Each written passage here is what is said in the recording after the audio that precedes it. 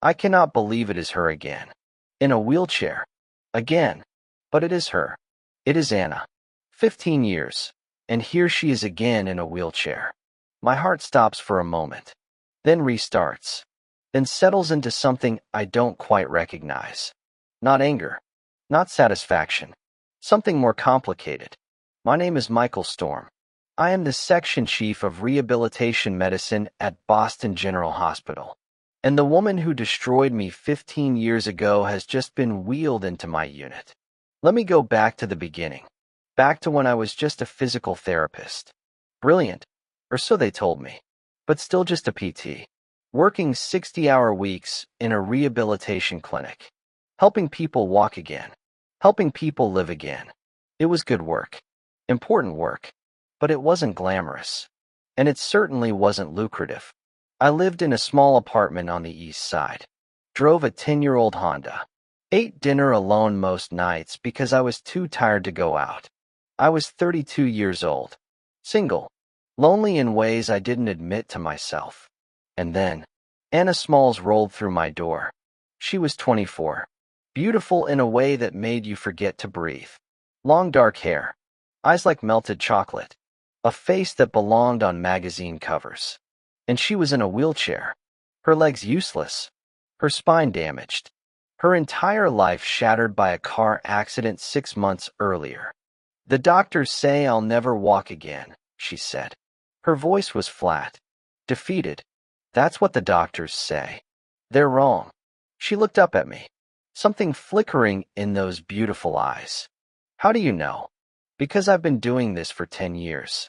And I've seen cases like yours before. The damage is severe, but it's not irreversible. Not with the right treatment. Not with the right therapist. And you're the right therapist? I smiled. I'm the best therapist. It wasn't arrogance. It was truth. I was the best. And I was going to prove it. She told me her story over the following weeks. The boyfriend. Marco. Wealthy. Handsome. The heir to some European fortune. They had been together for 2 years. He drove a Ferrari. The kind of car that costs more than most houses. The kind of car that goes 200 miles an hour. The kind of car that kills people when it crashes. They had been coming back from a party. Marco was drunk. Speeding. Showing off. The car left the road on a curve. Rolled 3 times. Marco walked away with a broken arm. Anna lost the use of her legs. He visited me in the hospital, she said one day. We were in the middle of a session. I was working on her hip flexors, trying to rebuild neural pathways that the doctors said were gone forever. For about a week. Then the visits got shorter. Then they stopped. I'm sorry. Don't be. He's getting married next month. Some model he met at a club. Her voice was bitter. Broken. He said he couldn't be with someone in a wheelchair. That it wasn't the life he wanted. I felt anger rise in my chest. Hot and sharp. Then he didn't deserve you. She laughed. A harsh sound. Everyone says that. But look at me. I can't walk. I can't dance. I can't do any of the things I used to do. Why would anyone want this? I stopped what I was doing. Looked her in the eyes. Because you're more than your legs, Anna. You're more than what you can or can't do. The right person will see that. She stared at me for a long moment. And something shifted between us. Something I should have recognized as dangerous. I worked with Anna for 2 years. Not just during our scheduled sessions, but after hours. On weekends. Whenever I had a spare moment. I became obsessed. Not with her, not at first. But with proving the doctors wrong. With showing her that the impossible wasn't impossible. With watching the spark return to her eyes every time she made progress. The first time she stood on her own, we both cried. 18 months of work. 18 months of pain and frustration and tiny victories. And there she was. Standing. Shaking. Tears streaming down her face. But standing. I told you, I whispered. You told me, she whispered back. And then she kissed me. I should have stopped her. I should have maintained professional boundaries. I should have done 100 things differently. But I didn't. Because I had fallen in love with her. Somewhere in those 18 months of sessions and setbacks and small triumphs, I had fallen completely, utterly, hopelessly in love. And when she kissed me, I kissed her back. By the 2-year mark, she was walking. Not just standing, walking, running, dancing. Everything the doctors said was impossible. She was living proof that medicine doesn't know everything. That determination and hard work and the right guidance can overcome almost anything. I had given her back her life, and she had given me her. We got married 6 months after her final session. A small ceremony, just family and close friends. She wore white, walked down the aisle on legs that shouldn't have worked, danced at our reception until midnight. And I thought, this is it. This is the fairy tale ending. The therapist who healed the broken girl. The love that grew from shared struggle. The happily ever after. I was so naive. The first year was perfect. We lived in my small apartment. She didn't seem to mind. We ate dinners together, watched movies on the couch, talked for hours about everything and nothing. She was grateful, loving, everything I had ever wanted. And I worked. I worked so hard. Not just because I loved my job, though I did, but because I wanted to give her more. A better apartment, a nicer car, the life she deserved. The life that had been stolen from her by a drunk boyfriend and a crashed Ferrari. The scars bothered her. I noticed it first about a year into our marriage. The way she would look at herself in the mirror, running her fingers over the marks the accident had left. Faint lines on her forehead, a longer scar along her collarbone. Tiny imperfections that I barely noticed, that I thought made her more beautiful, more real, more human. But she hated them. I want to get them fixed, she said one night. Fixed? Plastic surgery. There's a doctor in New York. He specializes in scar revision. He can make them disappear. I looked at her, at the face I loved more than anything. Anna, you're beautiful. The scars don't change that. They change how I feel. Please, Michael. This is important to me. What could I say? She had been through so much. If this would make her happy, if this would help her feel whole again. Okay, we'll find a way. The surgery cost $30,000. We didn't have $30,000. So I picked up extra shifts, took on more patients, worked 70 hours a week instead of 60. But I made it happen. And the surgery was successful. The scars faded. Anna looked in the mirror and smiled for the first time in months. I thought that was the end of it. I was wrong. I've been thinking about my nose. 6 months later, another dinner, another conversation. Your nose? It was always a little crooked, and the accident made it worse. There's a procedure, rhinoplasty. It could fix it. I looked at her nose. I had always loved her nose. Anna, your nose is fine. It's not fine to me. Her voice had an edge now, a sharpness that hadn't been there before. I spent 2 years in a wheelchair, Michael. 2 years feeling like a broken thing. I deserve to feel beautiful. Don't I deserve that? And there it was. The argument I couldn't win. How could I say no to a woman who had lost so much? How could I deny her anything that might help her feel whole? Okay, I said. We'll find a way. We always found a way. The nose, then her breasts, then her lips, then something called a mommy makeover, even though we didn't have children. Each procedure cost more than the last. Each procedure required more hours, more shifts, more time away from home. I was working 90 hours a week now, barely sleeping, barely eating, coming home to a wife who was increasingly unrecognizable, not just physically, though that too, but emotionally. She was different, distant, dissatisfied with everything I gave her, no matter how hard I worked, no matter how much I sacrificed. It was never enough. You're never here anymore. She said it one night when I came home at 11. My hands aching, my back screaming, my whole body exhausted from helping people walk who thought they never would. I'm working, Anna. To pay for. I know what you're paying for. I'm not an idiot. Then you understand. What I understand is that I'm married to a ghost. You're either at work or you're sleeping. When's the last time we had dinner together? When's the last time we made love? I couldn't remember. She was right. But what was I supposed to do? The bills kept coming. The procedures kept happening. And someone had to pay for them. I'm doing this for you, I said. No. Her voice was cold. You're doing this because you can't say no. Because you still see me as that broken girl in the wheelchair. You think you have to fix everything. But I'm not broken anymore, Michael. I don't need fixing. Then what do you need? She looked at me, and I saw something in her eyes that made my blood run cold. Pity. She pitied me. I don't know, she said. But it's not this. Marco came back into her life 6 months later. I didn't know at first. Just noticed that she seemed happier. More alive. More like the woman I had fallen in love with. I thought maybe things were getting better. Maybe she had finally accepted that I was doing my best. Maybe we were finding our way back to each other. I was so stupid. I found out on a Tuesday. Came home early for once.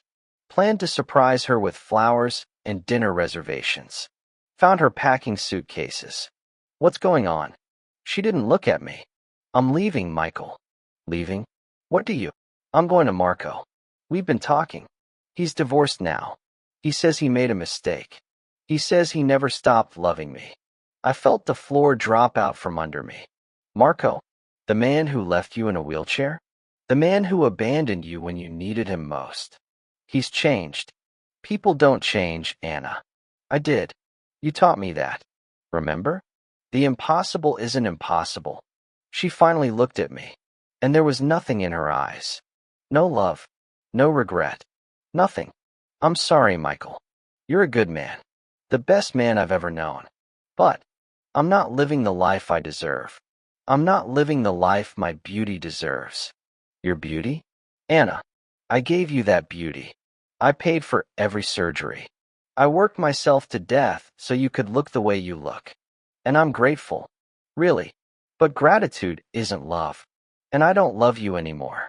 I don't think I ever did. Not really. I loved what you did for me.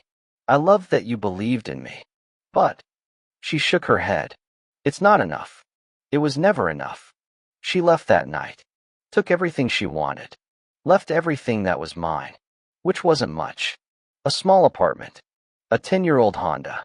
And a heart that had been shattered into 1,000,000 pieces.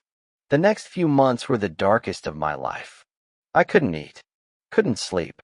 Couldn't focus on anything but the pain. I replayed every moment of our relationship. Every sacrifice I had made. Every hour I had worked. Every time I had said yes when I should have said no.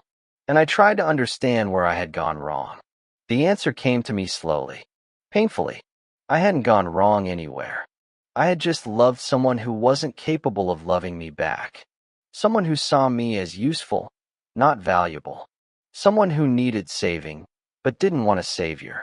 Someone who was always looking for something more, something better, something shinier.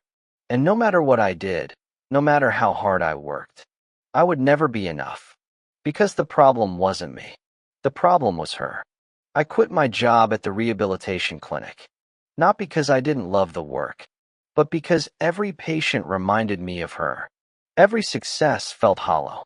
Every wheelchair felt like a trigger. I needed to do something different. Something bigger. Something that would consume me so completely I wouldn't have time to feel. So I applied to medical school. Everyone said I was crazy. 35 years old. No savings. No support. Starting over from scratch. But I didn't care. I needed the distraction. I needed the challenge. I needed to prove, to myself if no one else, that I was worth more than what Anna had left behind. Medical school was brutal. 4 years of sleepless nights and impossible exams and constant doubt. But I survived. More than survived. I thrived. Turns out, when you have nothing left to lose, you have nothing left to fear. I graduated top of my class. Got into the best residency program in the country. Specialized in rehabilitation medicine, because despite everything, I still loved helping people walk again. I met Sarah during my residency. She was a nurse. Nothing like Anna. Where Anna was dramatic, Sarah was steady. Where Anna demanded attention, Sarah gave support. Where Anna saw me as a means to an end, Sarah saw me as a partner. We dated for 2 years before I proposed. I wanted to be sure. Wanted to know that this was real. That I wasn't making the same mistake again. But Sarah was different. Sarah was genuine. Sarah loved me. Not what I could do for her. Not what I could give her. Just me. We got married on a beach in California. Just family and close friends. She wore a simple white dress. No designer label. No extravagant price tag. Just beauty, natural and unforced. I cried when I saw her walking toward me. Not because I was thinking of Anna, but because I finally understood what real love looked like. That was 10 years ago. Now I'm Section Chief of Rehabilitation Medicine at Boston General, the youngest in the hospital's history. Sarah and I have a daughter, Emma, who is 8 and has her mother's kindness and my stubbornness. We have a son on the way, due in 3 months. I am happy, genuinely, deeply, completely happy. The kind of happiness I didn't think was possible after Anna left. The kind of happiness that comes from building something real with someone who loves you for who you are. And now here I am, standing in the doorway of my unit, watching Anna Smalls, no, Anna something else now, being wheeled in by an orderly. She doesn't see me at first. She's looking down at her hands, her thin, trembling hands. And I take a moment to observe, to process, to understand what I'm seeing. She's 54 now, the same age as me, but she looks older, much older. The plastic surgeries that once made her beautiful, they haven't aged well. Her face is tight in the wrong places, puffy in others. The frozen quality that comes from too many procedures over too many years. Her hair is thin, a side effect of the chemotherapy, I assume. She's wearing a hospital gown. No designer clothes. No expensive jewelry. Just a faded robe and the vacant expression of someone who has lost everything. I walk into the room. Her chart is on the screen. I review it quickly. Breast cancer. Stage 3. Metastasized to the bones. Chemotherapy ongoing. Prognosis, uncertain. Marital status, single. Emergency contact, none listed. Good morning, Mrs. I pause. Look at her. She looks up, and I watch the recognition spread across her face. Slowly, like a sunrise she wasn't expecting. Michael. Her voice is hoarse, barely a whisper. Michael Storm. Hello, Anna. The silence stretches between us, filled with 15 years of history, 15 years of separate lives, 15 years of choices and consequences. You're a doctor now, she finally says. I am. Section Chief. I saw the sign outside. That's right. Another pause. You look good, Michael. Really good. Thank you. She stops, looks down at her hands again. I don't. What am I supposed to say to that? She's right. She doesn't look good. She looks like someone who has been through hell and is still traveling. But I'm a doctor now, and whatever happened between us, she's my patient. Or at least, she's in my unit. You're here for rehabilitation following chemotherapy, I say, keeping my voice professional. Neutral. Yes. The treatment, it's taking a lot out of me. I can barely walk. They said your unit was the best. We are the best. She laughs. A weak sound. Still the same Michael. Always so confident. Not always. But I've earned it now. She tells me her story over the following days. Not all at once. In fragments. Pieces. The way broken people share their brokenness. Marco. She went back to Marco. And for a while, it was everything she thought she wanted. The money. The lifestyle. The glamour. We traveled everywhere, she says. Paris. Milan. Tokyo. We went to parties with celebrities. I wore dresses that cost more than your apartment. She pauses. Your old apartment, I mean. I understand. It was perfect.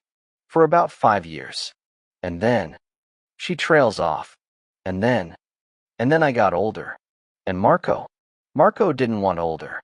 He wanted what he always wanted. Something shiny. Something new. He left her for a 25-year-old model. The same age Anna was when they first met. The same pattern repeating. I wasn't even surprised, she says. I should have been. But I wasn't. I think. I think I always knew it would end that way. I just didn't want to admit it. What did you do? What could I do? I had no money of my own. No career. No skills. I spent 15 years being Marco's accessory. And when he was done with me, I had nothing. She moved back to the States. Tried to rebuild. But rebuilding is hard when you have no foundation. I got a job at a department store, she says. Selling cosmetics. Can you imagine? Me? Selling lipstick to strangers. There's nothing wrong with honest work. I know. But she shakes her head. It wasn't the life I expected. It wasn't the life I planned. Life rarely is. The cancer came 3 years ago. Breast cancer. Caught late because she couldn't afford regular checkups. Couldn't afford the mammograms that might have found it sooner. By the time they found it, it had spread. The doctors said, they said I should prepare for the worst. But you're fighting. I'm trying. The chemotherapy, it's brutal. But it's all I have. She looks at me. I don't have anything else to fight for. I should feel satisfaction. Vindication. The woman who left me, who told me I wasn't enough, now reduced to this. Alone. Sick. Dependent on the medical system for survival. But I don't feel any of that. I just feel sad. Sad for her. Sad for the woman she could have been. Sad for all the choices that led her here. I think about you sometimes, she says one afternoon. We're in the therapy room. I'm supervising her rehabilitation, making sure she's getting the best care, not treating her directly. That would be inappropriate given our history. But overseeing, making sure my team gives her everything she needs. About the life we could have had. Anna, I know. It's stupid. I made my choice. I have to live with it. She laughs bitterly. Or die with it. Whatever comes first. I was wrong about you, Michael. Another day. Another session. She's stronger now. The therapy is working. She can walk short distances with a walker. Not a miracle like last time. But progress. I was wrong about everything. You weren't the problem. You were never the problem. The problem was me. Always wanting more. Never satisfied with what I had. She looks at me with those eyes that used to make me forget to breathe. Now they just look tired. I'm sorry. For what I did. For what I said. For all of it. I don't know what to say. I've spent 15 years not thinking about this moment. Not imagining what I would do if I ever saw her again. And now that it's here, I don't have the script I thought I would have. I forgave you a long time ago, Anna. You did. I had to. The anger, the bitterness, it was destroying me. I had to let it go to move on. And you moved on. I did. The ring on your finger, you're married? Yes. 10 years now. Children, a daughter, and a son on the way. She smiles. A real smile. Maybe the first real smile I've seen from her since she arrived. I'm glad, Michael. Really. You deserve to be happy. Thank you. I never deserved you. I know that now. I knew it then. I think. I just didn't want to admit it. She's discharged 3 weeks later. Strong enough to continue treatment as an outpatient. Strong enough to walk with a cane instead of a wheelchair. Another small miracle. Another impossible made possible. I see her on the way out. She's standing at the nurse's station, signing paperwork, looking small and fragile and nothing like the woman who once told me she deserved a better life. Dr. Storm, I turn. She's looking at me with something I don't recognize. Gratitude, maybe. Or something deeper. Thank you. For everything. You don't have to thank me. It's my job. No. It's more than that. You could have treated me differently. After everything I did, you could have ignored me. Assigned me to someone else. Made sure I knew how little I meant to you. That's not who I am. I know. That's what I'm thanking you for. for being the man you are, the man you always were, even when I was too blind to see it. She leaves. I watch her go. A woman in her 50s with a cane and a terminal diagnosis and nothing waiting for her except more treatment and more uncertainty. And I feel something, not love. That died a long time ago. Not anger. That faded years before. Just closure. The final chapter of a story I thought would haunt me forever. I go home that night. Sarah is in the kitchen, making dinner, singing softly to herself. Emma is at the table, doing homework, complaining about fractions. The house smells like garlic and tomatoes and everything that makes a home. "You're early," Sarah says, kissing me when I walk in. I wanted to be here. "Everything okay?" "Everything's perfect." I sit at the table with Emma, help her with her fractions, watch Sarah stir the sauce, think about all the paths that led me here. The heartbreak, the medical school, the years of rebuilding, the moment I decided to let go of anger and embrace something better. I used to think Anna destroyed me, but she didn't. She revealed me, revealed what I was capable of enduring, revealed what I was capable of becoming, revealed that the life I thought I wanted, the life with her, wasn't the life I was meant to have. The life I was meant to have is this one: dinner with my family, a wife who loves me, a daughter who thinks I'm the smartest person in the world, a son on the way who will never know the man I was before, only the man I became. People ask me sometimes if I have regrets. About Anna. About all the years I spent trying to save someone who didn't want to be saved. And I tell them the truth. No, not a single regret. Because every moment of pain, every sacrifice, every heartbreak, it all led me here.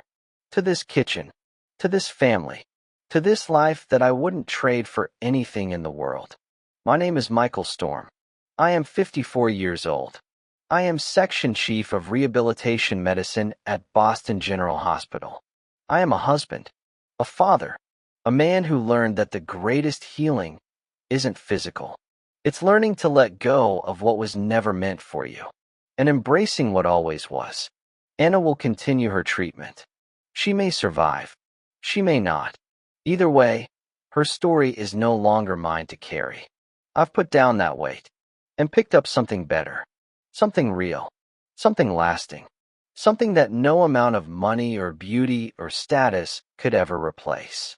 Love, real love, the kind that stays, the kind that grows, the kind that heals everything else.